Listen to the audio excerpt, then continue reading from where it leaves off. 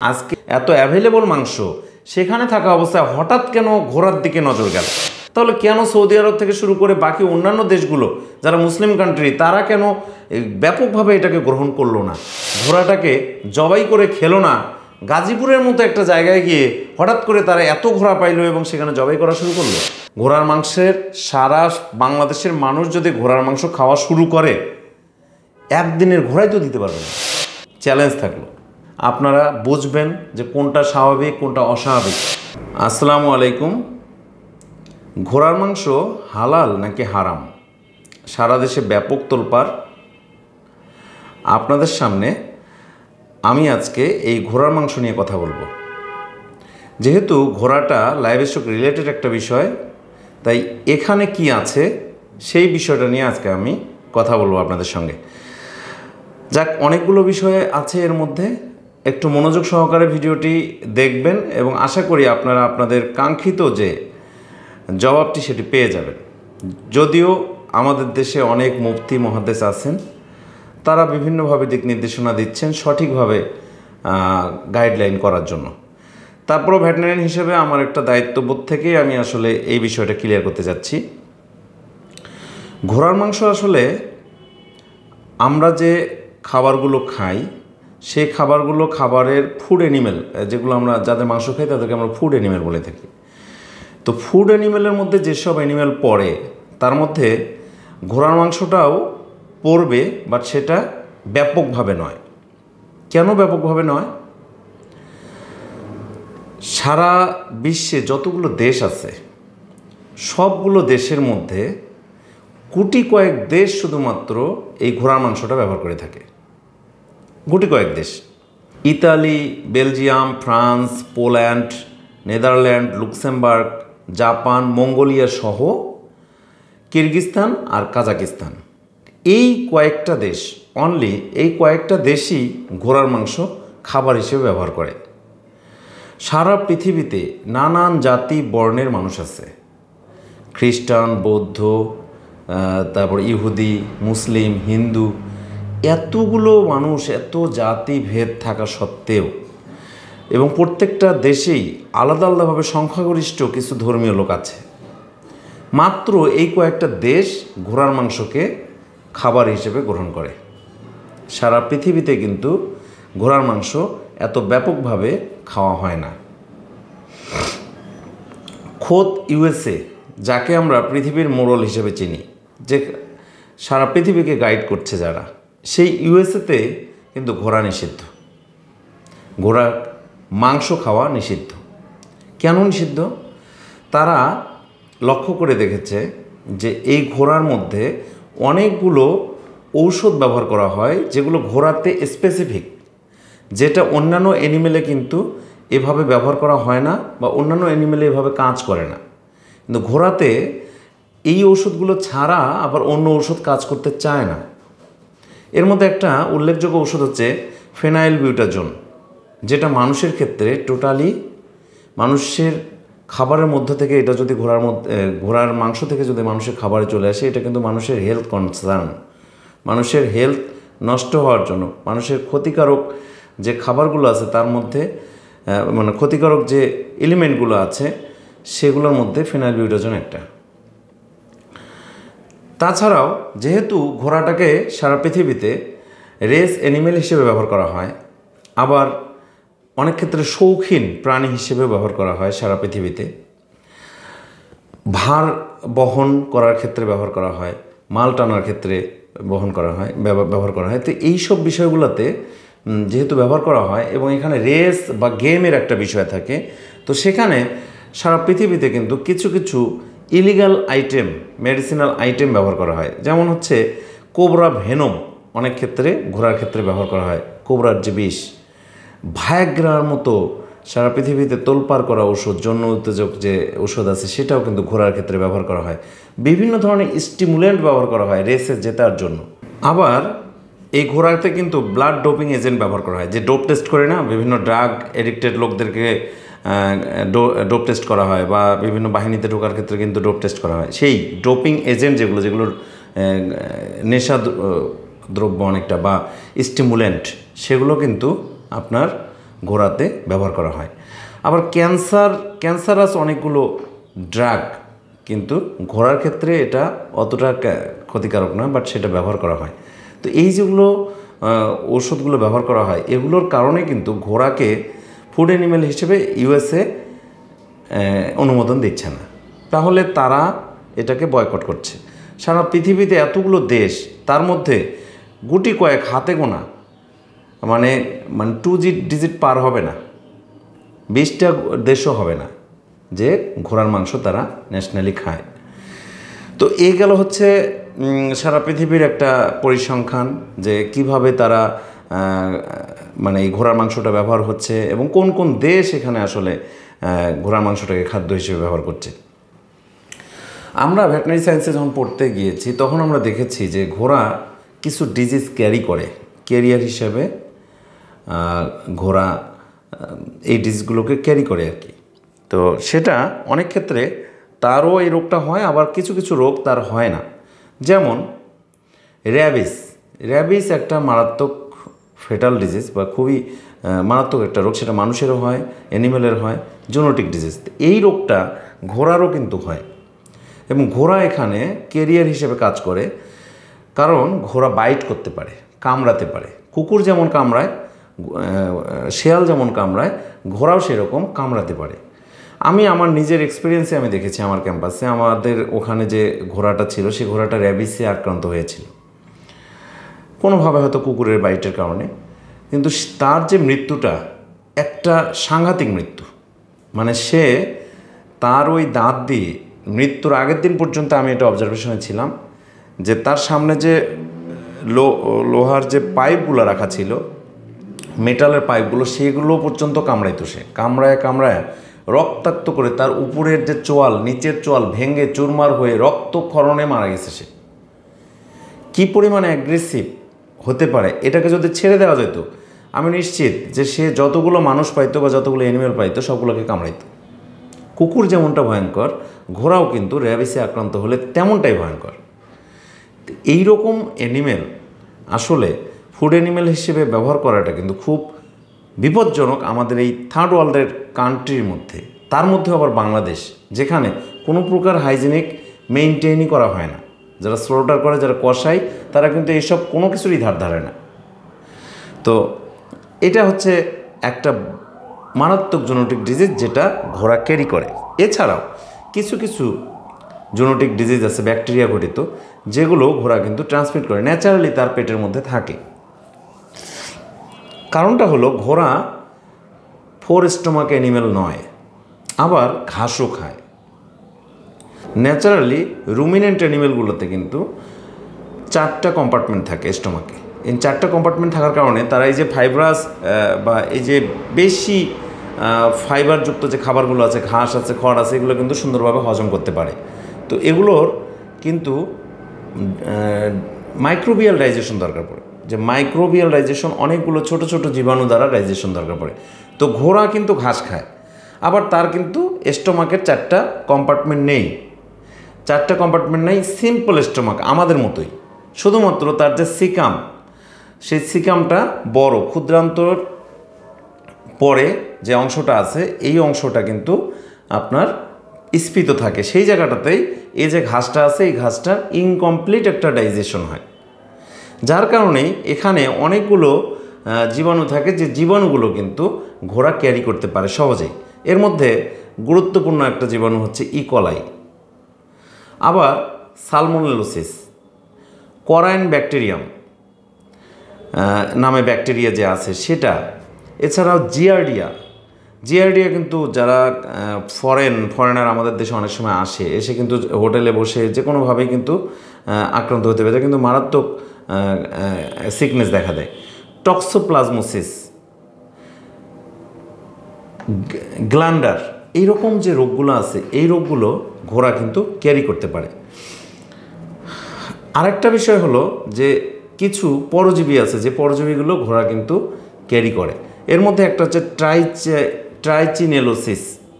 ট্রাইচিনেলা স্পাইরালিস নামে একটা পরজীবী আছে। এই পরজীবীটা কিন্তু ঘোড়ার মধ্যে বাস করে এবং এইটা মানুষে ট্রান্সমিট করতে পারে। যদি এটা মানুষে ট্রান্সমিট করে তাহলে কিন্তু খুবই খারাপ পরিস্থিতি হয়, স্কিনে লেশন হয় এবং মাংসের ভিতরে ভিতরে এই যে পরজীবীটা আছে এটা বাসা বাঁধতে পারে এবং মানুষকে দীর্ঘদিন ধরে ভোগায়।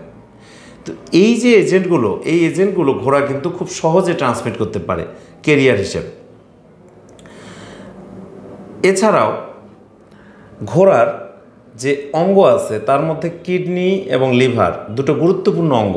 এই গুরুত্বপূর্ণ অঙ্গটায় আপনার ক্যাডমিয়াম নামক ভারী একটা মেটাল এখানে অবস্থান করে। এই ক্যাডমিয়াম বিভিন্ন ধরনের আমাদের যে স্প্রে করি আমরা, বিভিন্ন ধরনের কীটনাশক যেগুলো আছে এগুলোর মধ্যেও ক্যাডমিয়াম ব্যবহৃত হয়, বিভিন্ন রঙে ব্যবহার করা হয়। এটা কিন্তু ক্যান্সারাস এজেন্ট। এটা ঘোড়া কিন্তু সহসায় তার লিভারে এবং কিডনিতে স্টোর করতে পারে, থাকতে পারে। এটা যদি কখনো বেশি পরিমাণে মানুষ খেয়ে ফেলে তাহলে তার ক্ষতি হওয়ার সম্ভাবনা আছে। এই বিষয়গুলো চিন্তাভাবনা করেই হয়তো ইউএসএ ঘোড়াকে নিষিদ্ধ করেছে। আবার এটা দেখতে একটু সুন্দর, এটা পেট অ্যানিমেলের মতো, এটাকে সৌন্দর্য বর্ধক একটা জিনিস, আবার এখানে রেস করানো হয়, গেমের ব্যাপার আছে, সব কিছু মিলায় তারা এটাকে বন্ধ করেছে। আচ্ছা, ইউএসএ গেল। এখন আমরা আসি যে এই ঘোড়াটা আসলে আমরা ফুড অ্যানিমেল হিসেবে ব্যবহার করার পক্ষে এবং বিপক্ষে যে সায়েন্টিফিক যে বিষয়গুলো আছে সেগুলো নিয়ে একটু আলোচনা করি।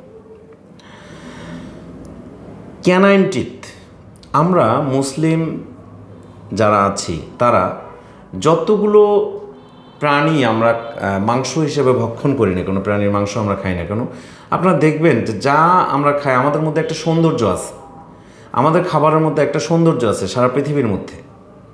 আমরা কখনোই যারা নিকৃষ্ট প্রাণী, নিকৃষ্ট খাবার খায় তাদেরকে কিন্তু আমাদের ধর্মে অনুমোদন দেয়া নেই। এটা হচ্ছে একটা বিষয়। নিকৃষ্ট জিনিস বাদ দিলাম, ঘোড়া হয়তো নিকৃষ্ট জিনিস খায় না, কিন্তু নিকৃষ্ট জিনিস খায় সেসব অ্যানিমেল যেমন বাদ দেওয়া আছে, তেমনি যেসব অ্যানিমেল কামড়াতে পারে, বাইট করতে পারে, সেসব অ্যানিমেলও কিন্তু আমাদের ধর্মে নিষেধ করা আছে। যেমন কুকুর কামড়াতে পারে, বিড়াল কামড় দেয়, বাঘ, শেয়াল এরা কামড় দেয়, বাইটিং টেন্ডেন্সি যাদের থাকে, তো তাদেরকে কিন্তু আমরা খাই না, ফুড অ্যানিমেল হিসেবে খাই না। ঘোড়ারও কিন্তু বাইটিং টেন্ডেন্সি আছে। এই বাইটিং টেন্ডেন্সি যাদের আছে তাদের কিন্তু ক্যানাইন টিথ থাকে। এই ক্যানাইন টিথ যাদের আছে তাদেরকে কিন্তু আমাদের ধর্মে বাদ দেওয়া আছে। এখন আসেন ইনসিসর টিথ, যে সামনের পাটিতে যে দাঁতগুলো থাকে এগুলোকে ইনসিসর টিথ বলা হয়। তো আমরা যেসব অ্যানিমেলের মাংস খাই তাদের মধ্যে ম্যাক্সিমামেরই কিন্তু নিচের পাটিতে ইনসিসর টিথ থাকে, উপরের পাটিতে থাকে না। ঘোড়ার কিন্তু উপর নিচে দুই পাটিতেই ইনসিসর টিথ আছে। আপনারা ম্যাক্সিমাম ক্ষেত্রে আমরা যতগুলো অ্যানিমেল খাই, ফুড অ্যানিমেল খাই আমাদের ইসলাম ধর্মে, আমরা কিন্তু সবগুলোই মোটামুটি যে 4 ফুটের 4টা পা যাদের আছে তাদের ক্ষেত্রে ম্যাক্সিমামটাই নিচের পাটি দাঁত থাকে, উপরের পাটি দাঁত থাকে না। এবং এর পাশাপাশি তাদের স্টোমাকগুলোও কিন্তু 4টা ভাগে বিভক্ত। তাহলে এটার দিক থেকেও দেখা যাচ্ছে যে ঘোড়ার ইনসিসর টিথ 2 পাটি থাকার কারণে আমরা এটাকে আমাদের যে সৌন্দর্য আছে এই সৌন্দর্যের বাইরে রাখতে পারি। আমরা যে ফুড অ্যানিমেলগুলো ব্যবহার করি তাদের মধ্যে ম্যাক্সিমাম হচ্ছে 4 stomach 4 footed. 4 stomach 4 footed. Food অ্যানিমেলের মধ্যে কিন্তু বার্ডও আছে, পাখিও আছে। 4 স্টোমাক 4 ফুটেড মানে 4টা পাকস্থলীটা 4টা ভাগে ভাগ থাকবে এবং 4 পা বিশিষ্ট হবে। 4 ভাগে পাকস্থলী ভাগ করা আছে। তার মধ্যে আছে হচ্ছে আপনার মহিষ, ছাগল, ভেড়া, গরু, হরিণ, এগুলো কিন্তু মোটামুটি সবগুলোই 4 ভাগে বিভক্ত এবং তাদের কিন্তু 4টা করে পা আছে। এখানে আরেকটা দৃশ্যমান বিষয় হলো যে তাদের প্রত্যেকটা খুর কিন্তু 2 ভাগে বিভক্ত। যেগুলো অ্যানিমেলের কথা বললাম এগুলো কিন্তু সবগুলোই দুম্বা, তারপরে আমরা যদি ক্যামেল বলি, যদি ইয়ার কথাও বলি, কি হচ্ছে যে মরুভূমির যে উট, সেগুলো কিন্তু ক্লোভেন হুপড, মানে তার যে খুঁটটা আছে সেটা 2 ভাগে বিভক্ত। ঘোড়ার ক্ষেত্রে কিন্তু আমরা দেখছি সিঙ্গেল হুপ, একটা হুপ, যদিও 4টা পা আছে কিন্তু হুপ হলো একটা, প্রত্যেক পায়ে একটা করে খুর, ডাবল খুর না। তাহলে যেগুলো আমাদের সৌন্দর্য, সৌন্দর্যের থেকে আমরা কিন্তু ঘোড়াকে পায়ের দিক থেকেও আলাদা করে রাখতে পারি। এর পাশাপাশি 4 স্টমাক 4 ফুটেড। 4 স্টমাক ঘোড়ার মধ্যে কিন্তু স্টমাকের 4টা কম্পার্টমেন্ট নেই, এর আগেও আমি বলেছি 4টা কম্পার্টমেন্ট, সিঙ্গেল কম্পার্টমেন্ট। তাহলে আমাদের যে সৌন্দর্য আছে এই সৌন্দর্য থেকে আমরা কিন্তু ঘোড়াকে সাবসাইড করতে পারি। এই গেল হচ্ছে 4 স্টমাক 4 ফুটেড অ্যানিম্যালের থেকে আমরা যেগুলো অ্যানিম্যাল খাই তাদের মধ্য থেকে পার্থক্য। ঘোড়ার কিন্তু সিম্পল স্টমাক, কুকুরেরও সিম্পল স্টমাক, শূকরেরও সিম্পল স্টমাক, বিড়ালেরও সিম্পল স্টমাক, মানুষেরও সিম্পল স্টমাক। এই যে উদাহরণগুলো দিলাম এই উদাহরণগুলো সবগুলোই কিন্তু মানুষের জন্য। আমি যদি ঘোড়াকে বাদ দিয়ে রাখি তাহলে সিম্পল স্টমাকের মধ্যে মানুষ পড়ছে, কুকুর পড়ছে, বিড়াল, বাঘ, সিংহ এগুলো পড়ছে। তাহলে সিম্পল স্টমাক তো ঘোড়াও, সিম্পল স্টমাক গাধাও, সিম্পল স্টমাক জেব্রাও। তাহলে এগুলোকেও আমরা সাবসাইড করতে পারি যেহেতু আমাদের সৌন্দর্যের সাথে যাচ্ছে না। সিম্পল স্টমাকের মধ্যে যদি আমি বলি, সিম্পল স্টমাকে আমরা খাই বার্ড জাতীয় যেগুলো পাখি, সেগুলো আমরা সিম্পল স্টমাকগুলো ইসলাম ধর্মে এটাতে রাইটস আছে, আমরা খেতে পারি। দেখেন সিম্পল স্টমাকের মধ্যে আমরা পাখি খাই, যত প্রকারের পাখি আছে মোটামুটি সবই কিন্তু খেতে পারি। কিন্তু এখানেও আমরা কিন্তু দেখি যে কিছুটা বাধা আছে। বাধা কীরকম? কাক কিন্তু আমরা খাই না, কাকও তো পাখি। চিল খাই না, শকুন খাই না, এগুলো তো পাখি। কেন খাই না? কারণ তাদের বাইটিং টেন্ডেন্সি অথবা হান্টিং টেন্ডেন্সি আছে, অথবা তারা পচা জিনিস অথবা খারাপ জিনিস খায়। তো ইসলামে নিকৃষ্ট জিনিসকে অ্যাভয়েড করা হয়েছে। দেখেন এরা সিম্পল স্টমাক বার্ড পাখি, স্টমাক সিম্পল, পা 2টা। এটাকেও খেতে গিয়েও কিন্তু আমরা এখানে স্পষ্টভাবে কাককে বাদ দিচ্ছি, চিলকে বাদ দিচ্ছি, ঈগলকে বাদ দিচ্ছি, যারা হান্টিং করে তাদেরকে বাদ দিচ্ছি। আমরা কিছু বন বিড়াল আছে, শেয়াল আছে, এগুলো মাঝে মাঝে লোকালয়ে চলে আসে দেখা যায়, এগুলোও কিন্তু আমাদের আওতায় পড়ে না। শেয়াল এগুলো হান্টিং করে এবং এগুলো সবগুলোই কিন্তু সিম্পল স্টমাক অ্যানিম্যাল। এবার এরা হান্টিং করে, থাবা আছে এবং ক্যানাইন টিথ আছে যেগুলো দিয়ে শিকার করতে পারে, এই জন্য এদেরকে আমরা অ্যাভয়েড করছি। তাহলে বাইটিং যাদের টেন্ডেন্সি আছে তাদেরকে যদি আমরা বাদ দেই তাহলে আমরা বাইটিং টেন্ডেন্সির মধ্যে ঘোড়াকেও ফেলতে পারি। ঘোড়াও কিন্তু বাইটিং টেন্ডেন্সি আছে বিধায় ওকে আমরা বাদ দিতে পারি, সাবসাইড করে রাখতে পারি। এখন অনেকেই বলতে পারেন যে এই ঘোড়ার তো প্রোটিনের ভালো সোর্স। আপনি গুগলে সার্চ দিলে দেখবেন যে হ্যাঁ ঘোড়ার মাংস প্রোটিনের একটা ভালো সোর্স। প্রোটিনের সোর্স যদি ভালো, সেই বিবেচনায় যদি আমরা ঘোড়াকে ফুড অ্যানিম্যাল হিসেবে কাউন্ট করি তাহলে যে চিকা আছে আমাদের, চিকারও প্রোটিন আছে, তার শরীরে প্রচুর প্রোটিনের অভাব নেই। যে ইঁদুর, সেটাতেও প্রচুর প্রোটিন আছে। তাহলে কি আমরা চিকা এবং ইঁদুর খাবো? আমরা কি খাই না। কিন্তু শিয়াল, বেজি এগুলো কি আমরা খাই? কিছু ক্ষুদ্র নিগোষ্ঠীর লোকজন আছে তারা হয়তো খায়, বাট আমাদের ইসলাম ধর্মে যারা বিশ্বাসী তারা কিন্তু এটাকে খায় না, কারণ তারা হান্টিং করে বা তাদের ইনসিসর টিথ আছে, ক্যানাইন টিথ আছে, 2 পাটি, তারা ওইভাবে কামড়াতে পারে, ওইভাবে ধরে হান্টিং করতে পারে, তাদের নখরযুক্ত পা আছে। তো এই জিনিসগুলোকে আমরা যদি বাদ দিলে আমাদের কিন্তু এগুলো বাদ দেওয়ার জন্য কিন্তু খুব বেশি এভিডেন্স দরকার পড়ছে না। এর পাশাপাশি আমরা যদি পাখির কথা বলি, পাখিতে যেগুলো হান্টিং করছে সেগুলো কিন্তু আমরা বাদ দিয়ে দিলাম। এখন আসেন, সারা পৃথিবীতে ঘোড়া খাওয়াটা হালাল হারাম সে বিষয়টা আপনারা এতক্ষণে হয়তো বুঝে গেছেন। আমি হারাম বলবো না, আমি হালাল তাও বলবো না, কিন্তু আপনার অ্যাস্থেটিক পয়েন্ট অফ ভিউ, রুচির বিষয়, সৌন্দর্যের বিষয় চিন্তা করে আপনারা তো অবশ্যই একটা বিবেচনা এখানে নিতে পারবেন। আমরা ময়না পাখি লালন পালন করি, পাখির উদাহরণটা যেহেতু দিচ্ছি, ময়না পাখি, টিয়া পাখি, আবার পাশাপাশি আমরা কিন্তু ময়ূর লালন পালন করি। দেখেন এটা কিন্তু সৌন্দর্যবর্ধক পাখি। যারা ময়না লালন পালন করছেন, যারা টিয়া পাখি পালছেন বা ময়ূরই চাষ করছেন, তারা কি কখনো ময়ূরটাকে জবাই করে খান? খেতে চাবেন না। এটা কিন্তু সৌন্দর্য, এটা কিন্তু ঘৃণা না, খেতে পারবেন না আপনি। যা হোক, এখন আমাদের দেশে এতদিন ধরে আমরা মাংস খেয়ে আসছি। আজকে মানুষ যে পরিমাণ মাংস খাচ্ছে, আজ থেকে 20 বছর 30 বছর আগে মানুষ 1 মাসেও একবার মাংস খেতে পেরেছে কিনা আমার জানা নেই। কারণ আমি তো সে সময় দেখেছি যে আসলে কতটুকু মাংস আমরা খেতে পেতাম।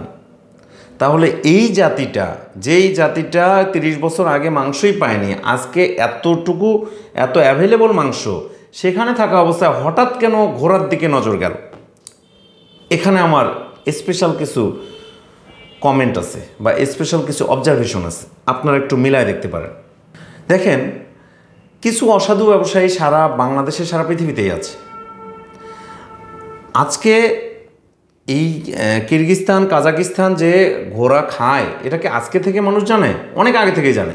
তাহলে কেন সৌদি আরব থেকে শুরু করে বাকি অন্যান্য দেশগুলো যারা মুসলিম কান্ট্রি, তারা কেন ব্যাপকভাবে এটাকে গ্রহণ করলো না? আমরাই বা কেন গ্রহণ করলাম না? আর আজ হঠাৎ করে কেন? হঠাৎ করে কেনর পিছনে আমার একটা আছে। যারা এই সবসময় উল্টাপাল্টা চিন্তা যাদের মাথায় সবসময় ঘোরে, তারা এই কাজগুলো খুব ভালো করতে পারে। কিভাবে করতে পারে?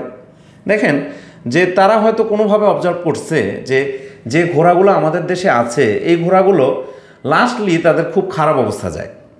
আমি খবরে দেখেছি যে সব ঘোড়াগুলো যেগুলো তারা জবাই করছে, তারা কিন্তু ম্যাক্সিমামে অসুস্থ এবং যারা রিজেক্টেড। তারা এটা ভালো করে খেয়াল করেছে যে বাংলাদেশে যে ঘোড়াগুলো আছে, এগুলো লাস্ট এন্ডিং হচ্ছে তাদের কোনো আর হয় না, তাদের কোনো গতি হয় না, না জবাই না কোনো জায়গায়, হয়তো ছেড়ে দেয়, ওই এলোমেলোভাবে ঘুরে বেড়ায়, শেষ হয়। এদের মাথায় চিন্তা হয়েছে যে এটা যদি কোনোভাবে নিয়ে এসে, যদি একটু ছোঁয়া তো পাচ্ছি যে হ্যাঁ খাওয়া যায়, এটা যদি কোনোভাবে নিয়ে এসে কম দামে সেল করতে পারি, তো বিশাল একটা বেনিফিট। ফাও পাচ্ছি, কোনো টাকা লাগতেছে না। আর হয়তো যদি কারো কাছ থেকে ধরেও নিয়ে আসি, তাহলে 500-1000 টাকা দিয়ে একটা ঘোড়া কিনে নিয়ে এসে যদি 30-40-50 হাজার টাকা বিক্রি করতে পারি, এটা তো ভালো বিজনেস। এই থিঙ্কিং থেকেই তারা এটাকে স্টার্ট করেছে। এটা আমার অবজারভেশন। দ্বিমত থাকলে বলতে পারেন, তবে এটা আমার মনে হচ্ছে। যদি তাই না হয়, আমার এখানে স্পষ্ট দেখা চিলমারি, কুড়িগ্রামের চিলমারি, তারপরে হচ্ছে আমার রংপুরের হচ্ছে পীরগাছার যে চরের এরিয়াটা আছে, ওখানে ব্যাপকভাবে ঘোড়া তারা ব্যবহার করে হাল টানার ক্ষেত্রে অথবা গাড়ি টানার ক্ষেত্রে। এই যে আলু ট্রান্সপোর্ট করতেছে, চরের মধ্যে যে ভুট্টা যা আবাদ হচ্ছে, তারা কিন্তু এই ঘোড়া দিয়েই ট্রান্সপোর্ট করে। তাহলে এত ঘোড়া থাকা সত্ত্বেও চিলমারি পীরগাছার লোকজনকে আমি এত বছরও দেখিনি কেউ ঘোড়া জবাই করছে। তারা ঘোড়া যদি কম টাকা দিয়েও কেনে বা বেশি টাকা দিয়েও কেনার পরেও তারা কখনো ঘোড়াটাকে জবাই করে খেলো না। গাজীপুরের মতো একটা জায়গায় গিয়ে হঠাৎ করে তারা এত ঘোড়া পাইলো এবং সেখানে জবাই করা শুরু করলো। তাহলে যেখানে প্রতিনিয়ত ঘোড়া তারা নেয় এবং প্রতিনিয়ত ঘোড়া মারা যাচ্ছে, ট্রিটমেন্ট করছে, তাদের ঘোড়ার প্রতি এই ঘোড়াটা কিনে নিয়ে এসে তারা কাজে লাগাচ্ছে, শেষে ঘোড়াটা মরে যাচ্ছে, কোনো কাজে লাগছে না, তাদের ঘোড়ার প্রতি মোহ এতটা কাজ করলো না। হঠাৎ করে আমার সেন্ট্রাল ঢাকার কাছাকাছি কিছু মানুষের হঠাৎ করে এই চিন্তায় চলে আসলো যে এটাকে আমার এখন স্লোটার করে খাইতে হবে। এখানে অবশ্যই একটা ইস্যু আছে এবং তারা এইরকম কোনো একটা নেগেটিভ চিন্তাভাবনা থেকেই তারা এই পথে আসছে। তাছাড়া এতদিন আসলো না কেন, আমার প্রশ্ন। আমরা এই সাবকন্টিনেন্টে, ইন্ডিয়ান সাবকন্টিনেন্টে ইসলাম ধর্মের যত যে সময় থেকে আসলে ইসলাম ধর্মের আগমন এখানে আসছে, আজ অদ্যাবধি ঘোড়ার মাংস এখানে খাওয়া হয়েছে কিনা ব্যাপকভাবে বা এইভাবে প্রকাশ্যে আমার জানা নেই। তাহলে হঠাৎ করে আজকে এই রকম সময়, এত আধুনিক যুগে এসে, এত প্রোটিনের যুগে এসে ঘোড়ার মাংস 300 টাকা কেজিতে কেন খেতে হবে? এখানে আরও একটা উদ্দেশ্য আমার কাছে মনে হয়েছে যে যেহেতু তারা বিনা পয়সায় এই ঘোড়াগুলো পাচ্ছে, এই মাংসগুলো যদি কোনোভাবে গরুর সঙ্গে মিক্সড করে চালাই দেওয়া যায়, যেহেতু কালারটা একই রকম এবং ঘোড়ার যে রানের মাংসটা যেটা শক্ত, টাফ, টেন্ডার, এই মাংসটা কিন্তু ঘোড়ার সাথে চালাই দেওয়া যাবে অনায়াসে। আর এরা যদি সারা বাংলাদেশ থেকে এইরকম মৃতপ্রায় অর্ধমৃত ঘোড়াগুলো নিয়ে এসে যদি চালাই দিতে পারে, তো এদের বেশি না, প্রতিদিন লাখ টাকা করে ইনকাম হবে। খারাপ কি? ভালো বিজনেস। ধর্মকে ইউজ করা যাচ্ছে, আবার আমার মোটামুটি টাকাও আসছে। এখানে অ্যাস্থেটিক পয়েন্ট অফ ভিউ, আমি সায়েন্স সব কিছুই আপনাদের সামনে উল্লেখ করলাম। এগুলো আপনারা চিন্তাভাবনা করে দেখবেন যে কোনোটাই এগুলোর সঙ্গে কিন্তু সম্পর্কযুক্ত খুবই কম। কারণ আমাদের যদি চোখের একটা সৌন্দর্যের কথা বলি, আপনি ঘোড়াকে এ যাবৎকালে কারোই আমার মনে হয় না যে চোখে এতটুকু ভালো লাগছে যে এটাকে আমার মাংসটা খেতেই হবে। এক বেলজিয়াম ব্লু একটা জাত, সারা পৃথিবীতে প্রসিদ্ধ একটা জাত, যেটার মাংসটা একটু বেঢপ কেমন কেমন, সেটাই আমরা অ্যাডপ্ট করতে পারছি না, আর সেখানে ঘোড়া। আচ্ছা, যে লোকগুলো এই ঘোড়া জবাই করা শুরু করেছে, আমি জানি না রমজান মাস, কিন্তু এটা আমার মনে হয় এই টাইপের লোকের মতোই অনেক লোক ছিল যারা বাংলাদেশে যখন প্রোটিনের সোর্স হিসেবে আমরা প্রথম লাল ডিমগুলো নিয়ে আসলাম, যখন প্রথম ব্রয়লার মুরগি নিয়ে আসলাম, এই লোকগুলোই তাদের ফ্যামিলিতে গিয়ে এই ব্রয়লার মাংস রান্না হয়েছে আর বলছে না ওই হাঁড়িতে আর আমি খাবো না, ওই হাঁড়িতে যে মাংস রান্না হয়েছে আমি খাবো না। সেই লোকগুলোই কিন্তু আজ ব্রয়লার মাংস খাচ্ছে। যখন ব্রয়লার প্রথম আসে তখন এরাই প্রথমে বাধা দিছিল যে না, এটাকে খাওয়া যাবে না, যেটা হালাল, 100% হালাল। আর এই ঘোড়া নিয়ে যেখানে এত কনফিউশন, যেখানে এত সস্তা মাংস থাকা সত্ত্বেও ঘোড়ার মাংসকে টেনে নিয়ে আসতে হবে, এটা পুরোপুরি একটা চাল ছাড়া কিছুই না। এটা একটা অবৈধ, একটা মানে অবৈধ তো অবশ্যই, এবং একটা দুরভিসন্ধিমূলক একটা নেগেটিভ চিন্তাভাবনা এবং নেগেটিভ একটা বিজনেসের আইডিয়া। কেন বললাম? আসেন, পশু জবাই ও মাংসের মান নিয়ন্ত্রণ আইন 2011 অনুযায়ী যেসব পশু জবাই করা যাবে সেখানে স্পষ্টতই বলা আছে কি কি জবাই করা যাবে। স্পষ্টতই বলা আছে ছাগল, ভেড়া, দুম্বা, উট, মহিষ, তারপরে হচ্ছে গরু, এগুলো স্পষ্টতই বলা আছে। সেখানে কান লম্বা ছাগলগুলোর কথা বলা আছে, কিন্তু এখানে বলা নেই ঘোড়ার কথা। তাহলে ঘোড়ার কথা যেহেতু বলা হয়নি, তাহলে এই ঘোড়া যেহেতু এরা জবাই করছে, তাহলে স্পষ্টতই পশু জবাই ও মাংসের মান নিয়ন্ত্রণ আইন 2011 স্পষ্ট লঙ্ঘন, সুস্পষ্ট লঙ্ঘন, এবং এদেরকে শাস্তির আওতায় নিয়ে আসা উচিত। এরা শুধু ধর্মেই আঘাত হানছে না, এটা সামগ্রিকভাবে অনেক কিছুতেই এটার ইফেক্ট পড়ছে। আজকে আমাদের ওলামা যারা আছে, যারা মুফতি আছে, মুহাদ্দিস আছেন, তারাও কিন্তু আজকে বিশাল একটা চাপের মধ্যে পড়েছেন যে এটার জবাবটা কোন দিকে দিলে কোথায় যাবে, কোথায় না যাবে। আজ এত প্রোটিনের সোর্স, বাংলাদেশের মানুষ এত সস্তায় প্রোটিন পাচ্ছে, অথচ সেখানে হঠাৎ করেই ঘোড়ার মাংস খাওয়া নিয়ে চিন্তা শুরু হলো। ঘোড়ার মাংসের, সারা বাংলাদেশের মানুষ যদি ঘোড়ার মাংস খাওয়া শুরু করে, একদিনের ঘোড়াই তো দিতে পারবেন না। একদিনের ঘোড়া, অনলি 1 ডেজ চ্যালেঞ্জ থাকলো। আর আপনি প্ল্যান করছেন যে ঘোড়ার মাংসকে কীভাবে ইউজ করা যায়। এই ঘোড়ার মাংস রিজেক্টেড যে ঘোড়াগুলো মরতে ধরছে, বেওয়ারিশ ঘোড়া, যেগুলো জীবাণুতে আক্রান্ত, যেগুলোতে র্যাবিসের জীবাণু থাকতে পারে, যেখানে নানান ধরনের প্রোটোজোয়া থাকতে পারে, যেখানে নানান ধরনের প্যারাসাইট থাকতে পারে, যেখানে অনেকগুলো গুরুত্বপূর্ণ যে ব্যাকটেরিয়া যেগুলো আমাদের জন্য ক্ষতিকারক, সেগুলো থাকতে পারে এবং থাকবে। সেই সব আপনার না হয় জীবনের ভয় নাই, কিন্তু আমার এই আমজনতা যারা এগুলো বোঝে না, তাদেরকে আপনি জবাই করে 300 টাকা এমন চমকপ্রদ একটা রেটে আপনি খাওয়াবেন, এটা তো হতে পারে না। আশা করি আমার এই ব্যাপক আলোচনায় আমি এখানে হাদিসকে টানিনি, আমি এখানে কোরআনকে নিয়ে আসিনি। যেহেতু সারা বাংলাদেশের মানুষ যারা দেখছেন তারা মোটামুটি সচেতন, এখন আপনারা বুঝবেন যে কোনটা স্বাভাবিক, কোনটা অস্বাভাবিক।